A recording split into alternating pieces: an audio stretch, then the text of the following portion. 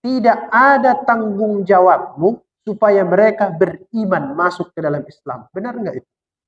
Benar. Tidak ada firman Tuhan yang mengatakan, wahai Nabi Muhammad, kalau tidak masuk Islam orang Arab ini kau masuk neraka. Tidak ada ayatnya. Wahai Nabi Muhammad, kalau usahamu tak berhasil kau masuk neraka. Tidak ada ayatnya itu. Sama itu kita dalam dunia ini. Dibilang Tuhan, kau tidak wajib berhasil. Tidak wajib. Yang wajib adalah berusaha. Kalau wajib berhasil, semua manusia ini masuk neraka. Semuanya Pak, termasuk saya. Misalnya dibilang Tuhan, kau ceramah bapak ibu-ibu itu, kalau ada yang meninggalkan sholat, berarti kau gagal. Kau masuk neraka Ustaznya. Karena wajib berhasil. Tapi yang disuruh Tuhan adalah wajib berusaha. Dan ajaibnya lagi di Al-Quran, kalau kamu gagal dalam usaha itu, tak bisa lagi Pak. Bukan diwajibkan usaha terus, tapi wajib tawakal. Lain ajaran. A'udzu billahi minasy syaithanir rajim. Bismillahirrahmanirrahim. Assalamualaikum warahmatullahi wabarakatuh. Alhamdulillahi rabbil alamin. Wassalatu wassalamu ala ashrafil anbiya'i wal mursalin wa ala alihi wa ashabihi ajma'in. Saya hormati, yang saya muliakan bapak-bapak, ibu-ibu, orang-orang tua saya yang pada malam hari ini alhamdulillahi rabbil alamin kembali datang ke masjid yang kita cintai ini untuk mempelajari Al-Quran. Alhamdulillah. Ini pengajian kita yang ke-171 kali. Bapak-bapak, ibu-ibu yang saya hormati, ini ayat-ayat ini tidak bisa kita pahami kalau lupa yang lalu. Tidak bisa. Karena dia bergandengan pemahamannya. Harus kita tengok sebentar dulu, terutama 2 ayat terakhir pada pengajian yang lalu. Harus ditengok ke situ dulu. Berarti ayat 5 dan 6. Baru nanti menyambungin. Ke sana dulu arahnya. Kita lihat dulu ayat kelima itu. Saya ulang dulu sedikit supaya kita memorinya tidak lupa. Abasa wa tawalla. Nabi bermuka masam, cemberut, dan beliau berpaling. Anja'ahul a'ma, karena seorang tunanetra yang buta datang kepadanya. Abdullah bin Ummi Maktum. Jadi tafsir itu macam-macam namanya. Ada lagi Abdullah bin Zaidah. Datang kepada dia, baru kata Tuhan, wa ma yudrika la'allahu yazzakka. Tahukah engkau Muhammad, boleh jadi dia ingin menyucikan dirinya dari dosa. Siapa tadi? Abdullah bin Ummi Maktum. Atau dia ingin mendapatkan pelajaran. Au yadzakkaru fatanfa'ahu dzikra. Selesai sampai di situ. Kalau dibaca tafsir At-Tabari Al-Qurtubi, Pak, mereka itu menafsirkan ayat itu sampai di situ satu kelompok. Ayat 1 sampai 4. Saya sengaja sampai 6 karena supaya ingat ayat selanjutnya. Dia katakan begini. Amma manistagna. Adapun orang yang merasa dirinya serba cukup. Siapa tadi? Para pembesar Quraisy. Baru kata Al-Quran, fa anta lahu tasadda. Kau Muhammad memberikan perhatian kepadanya. Sementara tadi yang buta itu dicueki ya. Abasa wa tawalla. Kau berpaling. Amma manistagna, terhadap orang yang merasa cukup ini, fa anta lahu tasadda. Kau layani dia dengan baik. Berarti ada 2 sifat Nabi. Kepada yang buta tadi berpaling dan bermuka masam, sementara yang ini tasadda, beliau melayaninya. Siapa itu yang tadi abasa wa tawalla itu? Namanya Abdullah bin Ummi Maktum. Siapa sekarang amma manistagna, yang merasa dirinya cukup itu? Harus tahu juga kita siapa nama-namanya. Di makalah yang minggu lalu ada itu, saya kutip di halaman 2. Nama-namanya itu dikutip dari berbagai kitab tafsir tua-tua, harus yang tua. Kita harus curiga dengan tafsir baru kalau dia tidak merujuk kepada yang lama. Saya begitu. Yang lama itu pun kadang curiga juga, Wak. Tapi tak tahu lagi ditengok yang mana. Tak ada lagi di atas itu. Nah, ini yang paling tua ini. Tafsir At-Tabari. Kata dia, nama-nama yang dihadapi oleh Nabi Muhammad itu adalah Utbah bin Rabi'ah, Abu Jahal bin Hisham, Al-Abbas bin Abdul Muttalib. Itu riwayat. Ada lagi Umayyah bin Khalaf, orang Quraisy. Ada juga Ubay bin Khalaf. Ada satu lagi kalau Imam Al-Qurtubi dia sebut Walid bin Mughirah. Nah, ini semua orang-orang kafir Quraisy, tokoh-tokoh agama, orang musyrikin. Tadi yang dicemberuti Nabi Abdullah bin Ummi Maktum. Sedangkan orang-orang Quraisy itu banyak. Ada tadi Utbah bin Rabi'ah, Abu Jahal, Al-Abbas, Umayyah. Ada lagi Ubay bin Khalaf, dan yang terakhir Walid bin Mughirah. Ini kalau dibaca di kitab-kitab tafsir, macam pak nama-namanya itu, paling tidak yang itulah 6 atau 7 orang itu tadi. Nanti kalau ketemu di tafsir lain tak apa-apa, karena tak jelas. Saya selalu sampaikan di masjid ini, data-data sejarah dalam belajar tafsir itu nggak terlalu penting. Nggak terlalu penting. Itu yang membuat data itu ahli sejarah. Kalau ahli tafsir nggak pada. Karena jelas dalam Al-Quran yang paling penting adalah kisah. Yang tak boleh diingkari ada surah Abasa. Itu tak boleh itu. Kafir dibuatnya itu. Tapi kalau tafsirnya siapa itu bisa beda-beda. Ada masalah di situ. Termasuk nama-nama yang ini tadi. Baru katakan, fa'anta lahu tasadda, kau layani mereka itu. Orang-orang kafir Quraisy itu. Baru disambung kajian kita malam ini. Wa ma 'alaika alla yazzakka. Padahal tidak ada celah atasmu kalau dia tidak mensucikan diri. Maksudnya, kalaupun mereka itu tak beriman, tidak ada masalah sama itu maksudnya. Yang tadi Pak, nama-nama yang banyak itu tadi.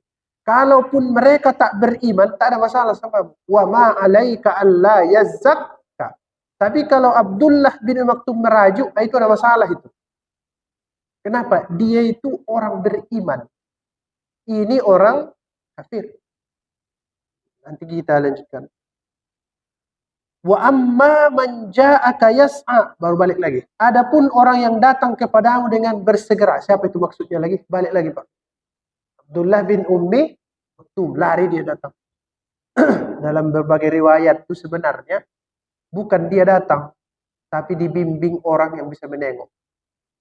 Ada itu. Digandeng dia, pas diingatkan Nabi, bawa dulu dia, saya lagi cerita sama orang ini. Nah, dia ngomong terus, tidak ada di makalah. Kalau mau nengok, baca di tafsir Qurtubi. Dia datang bersegera. Wa amma man ja'aka yas'a wa huwa yakhsha. Dia itu orang yang takut kepada Tuhan. Sementara yang tadi, orang kafir. Tapi sikapmu, hai Muhammad, fa anta anhu talaha, malah engkau abaikan, tak peduli. Kalla, ini puncaknya. Kalla innaha tadhkirah. Sekali-sekali Muhammad, jangan kamu begitu. Ditegur ya Pak. Innaha tadhkirah, sesungguhnya ajaran Allah yang ditanyanya samamu itu. Al-Quran dan ajaran agama. Itu tadhkirah, peringatan. Itu yang ditanyanya Pak. Ajarkan saya Muhammad Al-Quran. Faman sya'a dzakarah, siapa yang menghendaki tentulah memperhatikan Al-Quran. Macam kita inilah. Faman sya'a dzakarah. Nah, Bapak Ibu-ibu yang saya hormati, mari kita lihat lebih jauh ayat-ayat ini. Wa ma 'alaika alla yazzakka. Tidak ada celah atasmu kalau dia tidak mensucikan diri ataupun beriman. Hei Nabi Muhammad, orang kafir yang datang kepadamu itu, tidak ada tanggung jawabmu supaya mereka beriman masuk ke dalam Islam. Benar enggak itu? Benar. Tidak ada firman Tuhan yang mengatakan, wahai Nabi Muhammad, kalau tidak masuk Islam orang Arab ini kau masuk neraka. Tidak ada ayatnya itu. Wahai Nabi Muhammad, kalau usahamu tak berhasil kau masuk neraka. Tak ada ayatnya itu. Sama itu kita dalam dunia ini. Dibilang Tuhan, kau tidak wajib berhasil. Tidak wajib. Yang wajib adalah berusaha. Kalau wajib berhasil, semua manusia ini masuk neraka. Semuanya Pak, termasuk saya. Misalnya dibilang Tuhan, kau ceramah bapak ibu-ibu itu, kalau ada yang meninggalkan sholat berarti kau gagal. Kau masuk neraka Ustaznya. Karena wajib berhasil. Tapi yang disuruh Tuhan adalah wajib berusaha. Dan ajaibnya lagi di Al-Quran, kalau kamu gagal dalam usaha itu, tak bisa lagi Pak. Bukan diwajibkan usaha terus, tapi wajib tawakal. Lain ajaran. Itulah dia ajaran Al-Quran. Sama dengan ini, wa ma 'alaika alla yazzakka. Tidak ada celah atasmu kalau dia tidak mensucikan diri, kalau mereka tidak beriman. Kalau begitu, apa yang membebanimu wahai Nabi? Jika mereka tidak memeluk Islam atau tidak mendapatkan petunjuk, sesungguhnya tugasmu hanyalah, nah itu dia. Itulah poinnya. Sama dengan ceramah-ceramah nih. Yang perlu apa? Sampaikan. Kalau soal dia tidak mau, itu tak tahu lagi kita itu. Tak bisa kita ganggu lagi. Yang penting apa? Sampaikan. Tapi menyampaikan ini pun ada orang tak bisa. Ada cerita Pak, begini. Ada seorang dosen masuk ke dalam kelas. Soal menyampaikan inilah. Itu pun kadang tak sampai kita. Menyampaikan aja pun tak bisa. Masuk profesor tuh, ditunjuknya satu mahasiswa. Siapa namamu? Jawab dia, nama saya si A. Baru dijawabnya. Keluar dari kelas ini. Keluar dari kelas. Sampai dia keluar. Keluar mahasiswa itu. Setelah keluar, baru di kuliahnya mahasiswa yang tersisa itu. Apa itu keadilan? Keadilan itu adalah justice. Artinya apa? Membela orang yang lemah. Sekarang saya tanya, yang saya usir tadi itu lemah atau kuat? Kata dia. Oh lemah profesor, kata. Kenapa kalian diam? Nah kan? Kenapa ibu? Berarti menyampaikan pun masih apa? Diam orang itu. Padahal tadi kawan yang diusir itu jelas itu lemah, terhina, dizolimi oleh profesor itu. Seharusnya apa yang mereka lakukan? Bicara. Ya, kenapa diusir Prof? Apa salah dia? Harusnya begitu kan? Tapi karena tidak ada urusan dia di situ, diam dia dibiarkannya kawannya itu diusir. Sering nggak kita begitu? Oh, sering kali. Karena bukan urusan kita, sehingga kita merasa tidak penting. Abasa wa tawalla. Tidak apa-apa orang itu kafir. Karena Al-Quran mengatakan, faman sya'a falyu'min wa man sya'a falyakfur. Jadi tidak boleh menggebu-gebu dalam agama ini. Kita harus Islam semua. Tidak ada ajaran. Ada di situ ayat Al-Quran, surah Al-Maidah, ayat 99. Ini dalilnya. Ma'alar rasuli illal balagh. Wallahu ya'lamu ma tubuduna wa ma taktubun. Kewajiban Rasul tidak lain hanyalah menyampaikan. Ma'alar rasuli illal balagh. Bukan berhasil, tapi menyampaikan. Allah mengetahui apapun yang kamu tampakkan dan apapun yang kamu sembunyikan. Apa tadi tugasnya? Ma'alar rasuli illal balagh. Hanya menyampaikan saja. Tapi ini perlu digarisbawahi juga ini Pak. Kalau kita punya kekuasaan, tak cukup ini. Tak boleh. Ibu-ibu, kekuasaannya itu kan merepet. Harus digunakan itu. Pakai itu. Jangan nanti disampaikan sekali. Saya sudah sampaikan. Tidak. Karena ibu masih punya kekuasaan di atas itu. Ada kekuasaan. Kalau begitu gunakan. Nah, Nabi dibatasi sampai di situ. Tak boleh dipaksa orang. Mana dalilnya? La ikroha fiddin. Karena itu sudah dibatasi, jangan kau lewati lagi. Nah sekarang, kalau masih ada kekuasaan di atas menyampaikan, harus digunakan. Jangan begini Pak. Ada juga orang, saya lihat begini. Anak TK sholat duha, gubernur sholat duha. Itu menurut saya nggak pas. Gubernur itu menurut saya ibadahnya menutup diskotik. Ibadah anak TK itu apa tadi? Sholat duha. Jadi kalau dibilang dua-duanya keren sama-sama sholat, cocok. Tapi tidak cukup itu ibadah orang yang punya kekuasaan hanya sampai di ritual. Tengok kekuasaan. Tapi jangan juga melampaui. Nah, kalau dilampaui masalah lagi tuh nanti. Ini masalah lagi. Saya tidak mau ini. Oh, misalnya Bu, di kelas sudah saya sampaikan jangan terlambat. Oh itu nggak bisa. Yang terlambat tetap nggak lulus Pak saya buat. Kenapa? Kita punya apa di situ? Ada otoritas kita di situ, ada kekuasaan kita di situ. Nah, sama dengan Nabi Muhammad SAW, kalau seorang sudah masuk Islam, sudah masuk ke dalam, sholat di masjid, sholat di masjid. Yang tak sholat, bakar rumahnya. Akan maksa kan? Kenapa? Sampai ke situ apanya? Otoritasnya itu udah sampai ke situ. Sama dengan begini. Tidak wajib masuk tentara. Tapi kalau sudah di tentara, wajib lari pagi. Tidak wajib masuk Islam. Tapi kalau sudah masuk Islam, wajib sholat. Dipaksa. Kalau sudah sampai ke situ. Tapi jangan pula semua harus jadi tentara satu Indonesia. Oh, masalah itu nanti. Tapi kalau sudah masuk dia tentara, wajib pakai baju loreng. Tiba-tiba pakai baju batik. Push up. Nah, begitulah kira-kira agama ini. Karena punya apa? Otoritas. Jangan nanti gara-gara ini, anak sholat subuh, udah kubangun Ustaz. Tak mau dia bangun. Paksa dia, Pak. Kalau perlu sirap. Karena punya apa? Otoritas. Nah, itulah dia konsep dalam Islam. Wa amma man ja'aka yas'a. Adapun orang yang datang kepadamu dengan bersegera. Siapa itu tadi? Abdullah bin Ummi Maktum. Dia itu orang buta. Buta dia, Pak. Tunanetra. Datang kepadamu dengan bersegera. Buru-buru dia datang kepadamu dengan hajat yang suci dan murni. Apa? Dia mau menuntut ilmu. Menuntut ilmu dia. Dia sampai kepadamu dengan kondisi bergegas. Cepat-cepat dia datang. Dan dia minta bimbingan supaya kau menasihatinya dengan perintah-perintah Allah. Seharusnya, wahai Nabi, dialah yang kamu jadikan prioritas. Bukan sebaliknya. Wahuwa yakhsha. Dia tadi Abdullah bin Maktum itu yakhsha. Dia itu takut kepada Tuhan. Sementara yang kau hadapi itu adalah orang yang kafir. Harusnya dia dulu. Wahuwa yakhsha. Rasa takutnya itu bukan yakhaf. Tapi yakhsha. Apa itu? Takut dan kagum. Takut dan kagum kepada Allah Subhanahu wa ta'ala. Wa huwa yakhsha, dia itu takut. Takut dan kagum kepada Tuhan. Saya sudah pernah jelaskan itu. Ada orang takut sama ular, lari. Ada orang takut sama guru, pengen dekat. Beda itu ya. Nah, kalau dia takut sama ular, bahasa Arabnya khauf. Takut dan lari. Kalau takut sama guru tapi ingin dekat, bahasa Arabnya khosyah. Khosyah, inilah dia. Wa huwa yakhsha. Nah, seharusnya takut kepada Tuhan itu yakhsha, baru bagus. Saya takut sama Tuhan karena dia menciptakan Danau Toba.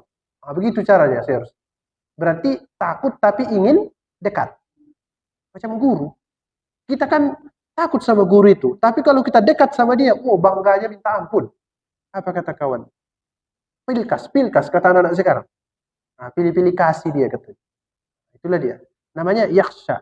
Begitulah Abdullah bin Maktum. Kenapa? Karena hatinya itu terang benderang. Yang buta apa? Matanya. Ada dalam Al-Quran, فَإِنَّهَا لَا تَعْمَلْ أَبْصَارُ وَلَكِنْ تَعْمَلْ قُلُوبُ الَّتِي فِي الصُّدُورِ. Banyak di antara manusia itu, yang buta itu bukan absar, bukan yang ini. وَلَكِنْ تَعْمَلْ قُلُوبُ الَّتِي فِي الصُّدُورِ. Tapi mata hatinya itulah yang buta. Nah, ini terbalik pula. Matanya tertutup, hatinya terbuka. Makanya dia yakhsha. Kalau yang kafir tadi, kaya, matanya terbuka, hatinya tertutup. Makanya namanya kafir. Apa arti kafir? Tutup. Sebenarnya kalau mau jujur, begitunya hidup ini, Pak. Boleh dipraktekkan. Asal mata kita tutup, makin banyak yang kita lihat itu. Gitu sebenarnya. Kalau mata kita buka, yang nampak yang di depan. Praktekkan aja nanti. Sekarang pun boleh. Nah, iya, Bu. Gitu sebenarnya itu. Cuma payah disadari. Coba ditutup. Macam-macam yang kita lihat. Ka'bah pun nampak. Monas pun nampak. Masa lalu pun nampak. Pas kita buka, pintu itulah yang nampak. Nah, jadi ini dia. Abdullah bin Ummi Maktum. Apa tadi itu? Matanya buta, tapi hatinya terang benderang. Makanya dia yakhsha. Takut dia kepada Tuhan, tapi diikuti dengan segan. Fa'anta anhu talaha. Malah engkau Nabi Muhammad abaikan pula orang yang seperti itu. Justru berpaling darinya dan mengabaikannya. Serta menyibukkan diri dengan orang lain. Itulah tadi, orang kafir. Menyibukkan diri orang lain. kau mengalihkan perhatian, dia pasti tersinggung dengan apa yang kamu lakukan. Ada di makalah yang lama itu saya tulis, tapi tidak saya ceramahkan itu minggu lalu. Tidak saya ceramahkan, setelah saya baca tafsir Qurtubi itu Pak, ketemu di situ. Setelah kejadian itu, Nabi selalu menghormati Abdullah bin Umi Maktum. Tidak ada itu saya sampaikan. Itu ada di halaman 3 di makalah itu. Ada di situ, di linia pertama Pak, dari atas itu. Ada saya tulis, jangan diduga bahwa Nabi tidak membayar kesalahan beliau di masa yang akan datang. Tidak diceramahkan bulan lalu kan, 2 minggu lalu. Tapi ada di tafsir itu. Pada masa berikutnya, beliau menunjuk Ibnu Maktum menggantikan beliau menjadi imam sholat sebanyak 2 kali. Mulia sekali itu Pak. Kapan Abu Bakar menggantikan Nabi? Pas Nabi sakit kan? Sholat itu kan? Tak sanggup lagi ya kan Pak? Ini pas sehat Nabi disuruhnya menggantikan. Padahal orangnya apa tadi? Buta. Karena apa tadi? Kesalahan yang pernah terjadi di masa lalu itu. Cukup belum? Pernah ada di Qadisiyah, disuruh pula, ini lagi lebih ajaib, memegang perisai dan panji hitam. Ditugaskan Nabi juga berjihad dia sebagai bentuk apa? Penghormatan kepada beliau. Ada juga di tafsir Al-Qurtubi itu dia tulis begini. Setelah kejadian itu, kalau Nabi melihat beliau, beliau langsung menghamparkan selendang. Yang ridak itu Nabi, itu diletak Nabi begini. Diletakkannya langsung di pantai dan mengatakan, selamat datang orang yang karenanya Tuhan menegurku.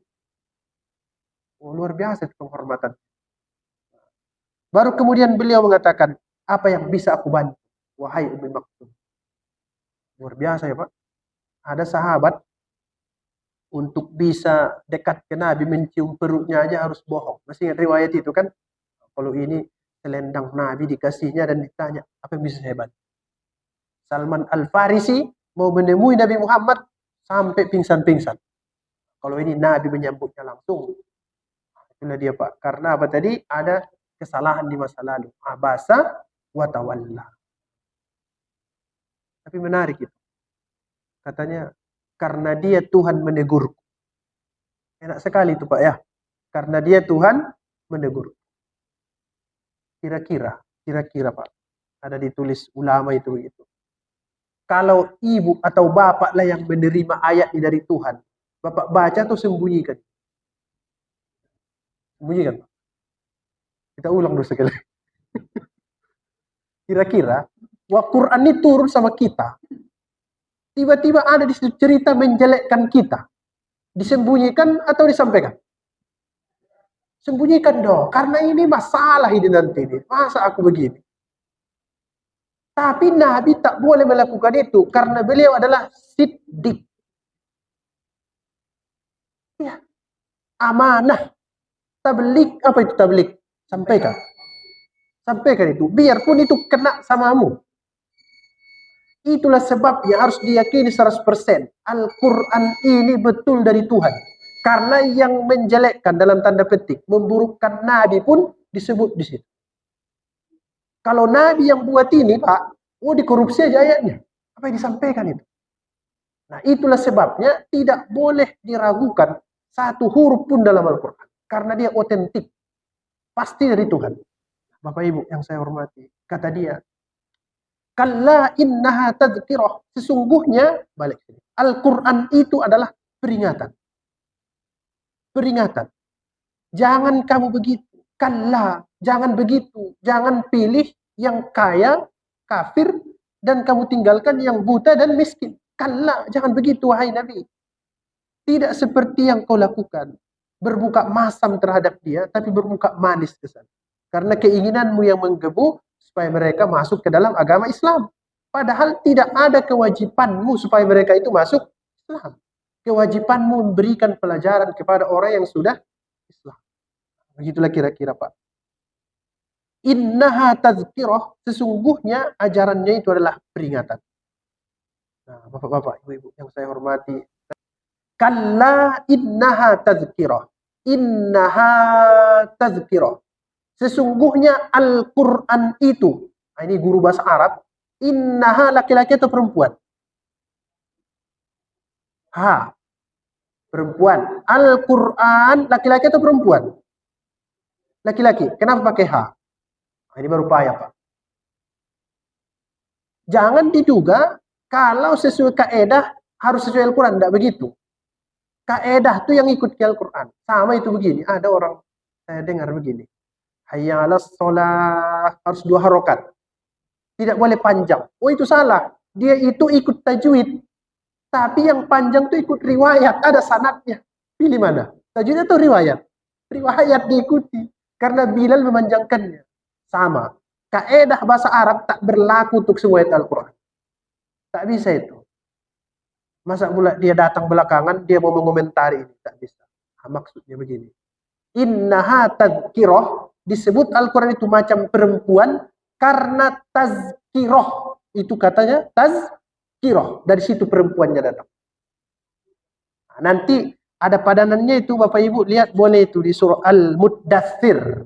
Innahu katanya. Kalla innahu tazkiroh. Tadi innaha tazkiroh. Yang betul itu cara bacanya Al-Muddathir. Jangan Al-Mudathir. Salah itu. Ya, Muddathir. Habis pula waktunya kan. Nah, inilah dia kan lupa. Mohon maaf Bapak Ibu sekalian yang saya hormati. Mudah-mudahan bermanfaat. Ada beberapa yang tak bisa disampaikan. Nah, insya Allah menambah ilmu pengetahuan.